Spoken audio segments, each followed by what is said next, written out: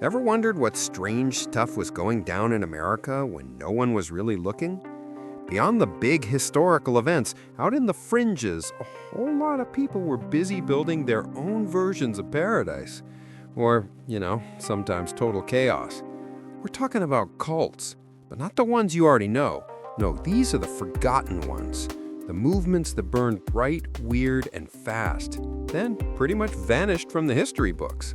From folks who thought they'd found the secret to immortality, to groups living in bizarre, self-made worlds, America's got a history of wild social experiments. So grab your popcorn, because we're about to dig up 10 of the most fascinating and frankly kind of freaky forgotten cult movements that once dotted the U.S. landscape. You ready? Let's jump in. Story 1. The Shakers, dancing their way to celibacy. First up, let's talk about the Shakers. These guys kicked off in the late 1700s, led by a woman named Mother Ann Lee. They believed she was, get this, the female version of Christ, and they were all about living a super pure celibate life. No hanky-panky allowed. They actually got their name because their worship services were intense, lots of shaking, dancing, and speaking in tongues. Picture a very serious rave, but with devout religious zeal. They were brilliant craftspeople, too. Their furniture is still famous today for its simple, elegant design. They built these incredible, self-sufficient communities. But here's the kicker. With everyone committed to celibacy, there weren't any new Shaker babies being born. So naturally, their numbers slowly but surely dried up. Today, just a handful remain, a quiet testament to a once vibrant, deeply peculiar way of life. Story 2. The Harmony Society, when a prophet got super rich. Back in the early 1800s, a German guy named George Rapp convinced his followers that the end of the world was practically tomorrow. So, naturally, they should all give him their money, live communally, and stop having sex, all to get ready for Jesus' big return.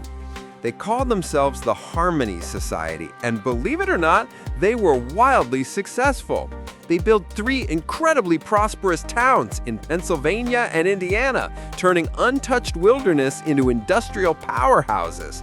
The Rappites were basically hardcore workaholics, and old George Rapp ran a tight ship, making all the rules. The irony? They amassed this insane amount of wealth, but with no kids and no real plan for succession after Rapp died, all that fortune eventually just dissipated. Their earthly paradise faded, leaving behind only historical markers and a story of forgotten riches. Story 3. The Oneida Community, Free Love and Silverware. Now this one's a doozy. The Oneida Community started in New York in 1848 by John Humphrey Noyes. This guy genuinely believed humans could achieve sinless perfection right here on Earth. His solution? Complex marriage. Basically, everyone was married to everyone else. Sounds wild, right? But it was actually a highly organized system designed to banish jealousy. They even practiced stirpiculture, a fancy word for selective breeding, where couples were chosen based on their spiritual qualities to have kids. While they were experimenting with all this social engineering, they were also manufacturing the famous Oneida silverware, making them rich. But you can imagine their radical ideas about marriage caused a huge stink. Eventually, facing massive public backlash, Noyes gave up the complex marriage system, and the community simply became a successful silverware company. The utopian dream transformed into a corporate reality. Story 4. The House of David, Beards, Baseball, and Scandal. Roll into the early 1900s and meet Benjamin Purnell, who started the House of David in Michigan. He claimed he was the 7th angel from the book of Revelation and told his followers they could become immortal if they followed his rules. No cutting hair or beards, hence the iconic look, and strict diets. These folks were entrepreneurial. They built an amusement park, farmed like crazy, and hilariously had a professional barnstorming baseball team that toured the country, all with those flowing locks and epic beards. They were famous. But behind the scenes, things got messy. Allegations of sexual misconduct against Purnell surfaced, leading to a huge scandal and his conviction in the 1920s. The community fractured, and while it hung on in various forms, the magic and public prominence of the original House of David slowly vanished, becoming a quirky, slightly scandalous footnote. Story 5. The Spirit Fruit Society. Hippies before hippies were a thing. Imagine this. Turn of the 20th century, a charismatic dude named Jacob Beilhardt starts the Spirit Fruit Society. These guys were basically rejecting everything. Government, traditional marriage, even organized religion. They were all about radical personal freedom, communal living, and what they called natural love. Yeah, that usually meant free love. They lived a pretty nomadic life, bouncing between communal homes and farms in Ohio, Illinois, and California, sharing everything they had. Naturally, a group of free-loving, property-shunning wanderers didn't exactly endear themselves to polite society, and they faced a lot of suspicion. After Beilhardt died unexpectedly in 1908, the society struggled to keep it together without its main leader. Their experiment in pure, anarchic freedom eventually fizzled out, leaving barely a trace, just whispers of a forgotten pursuit of unbridled idealism. Story 6. The Universal Brotherhood, Point Loma, a spiritual spa town. After the original founder of Theosophy, Helena Blavatsky, passed away, Catherine Tingley stepped up and built something truly spectacular. The Universal Brotherhood and Theosophical Society at Point Loma, California, starting in 1897. This wasn't just a community, it was a grand, esoteric utopia. Tingley transformed barren land into a magnificent campus with unique architecture, beautiful gardens, and even an outdoor Greek theater. Kids from all over the world came to their Raja Yoga school, getting an education focused on spiritual development and the arts. It was a self-contained world of occult wisdom and high ideals. But creating and maintaining such a lavish, spiritual theme park was incredibly expensive. Over time, financial strain and dwindling members after Tingley's death meant this grand vision couldn't last. The impressive buildings eventually got sold off, and the esoteric dream dissolved into the Pacific fog. Story 7. The Brotherhood of the White Temple. Secret Knowledge in the Mountains. Deep in the remote mountains of Sedalia, Colorado in the 1930s, Maurice Doreal set up shop with the Brotherhood of the White Temple. This guy claimed to be channeling ancient cosmic hierarchies, teaching a wild mix of Gnosticism, ancient Egyptian lore, and even ufology. He believed hidden masters were feeding him profound truths, which he compiled into texts like the Emerald Tablets of Thoth. His followers joined him in this secluded sanctuary, dedicated to studying these channeled secrets, believing they held the key to cosmic consciousness. The whole vibe was super mysterious and isolated, fitting their esoteric doctrines perfectly. Doreal's prophecies dictated everything for his adherents. But after he passed away, the unique energy and direction of the Brotherhood slowly faded. While a tiny echo might still exist, their once vibrant quest for secret knowledge largely vanished, leaving behind only the odd, intriguing text. Story 8.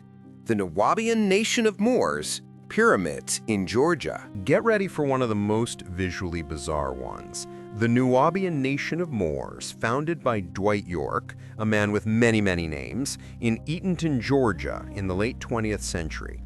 York concocted an ever-changing mythology that was truly bonkers, a mashup of black nationalism, ancient Sumerian and Egyptian history, UFOs, and esoteric Islam. He claimed his followers were Apunti, aliens from planet Rizik, sent to Earth to save humanity. Their compound was a spectacle. Bright, colorful pyramids, sphinxes, and other pseudo-Egyptian structures totally out of place in rural Georgia.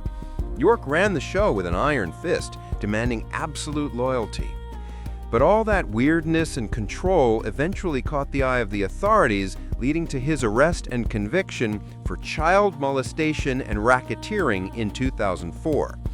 The compound was torn down, erasing the physical manifestation of their peculiar cosmic dream. Story 9. The Kingdom of Heaven. Frank Sandford's Shiloh, Faith to the Extreme. Let's talk about Frank Sandford, a fiery evangelist who started the Kingdom of Heaven at Shiloh, Maine in 1893. Sandford was convinced God chose him to kick off a global spiritual revival. His community was hardcore, extreme fasting, constant prayer, and total commitment to missionary work. They believed in faith healing to the point of rejecting all medical care, which, as you can imagine, led to some devastating consequences, including deaths from disease and starvation. At its peak, hundreds lived there, printing their own materials and even sailing missionary ships. But Sandford's increasingly extreme interpretations and authoritarian rule led to him being convicted of manslaughter in 1911. The community struggled on, but the original, intense, and ultimately tragic vision of Shiloh shattered, leaving a legacy of fervent faith and profound sorrow. Story 10. The Christ Family, the Orange People, barefoot on the highway. Finally, let's wrap up with the Christ Family, often called the Orange People because, well, they wore orange. These guys emerged in the late 60s and early 70s, embracing a life of extreme simplicity and spiritual wandering. Led by a figure known simply as God, or Brother Judah, they literally gave up everything: money, possessions, even their personal identities. Clad in their distinctive orange or yellow robes, often barefoot, they walked America's highways and byways, living only on what people freely gave them. They were basically living sermons, a stark, silent contrast to the consumerist world around them. They weren't trying to convert you, they just walked their path. They got a little media attention for their sheer oddity, but eventually their numbers dwindled. This incredibly demanding, itinerant lifestyle meant the Orange People slowly faded from public view, becoming a quiet, almost ghostly memory of radical detachment. So there you have it. 10 movements, 10 vastly different attempts to create a new way of living, a new truth, a new world.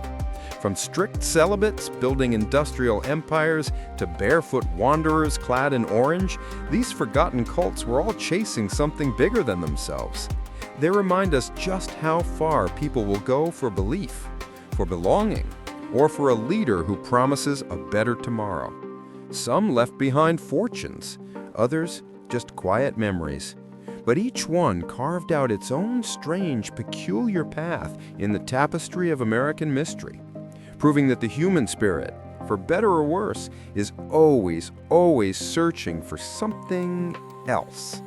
And sometimes that search leads to places stranger than fiction, just waiting to be rediscovered.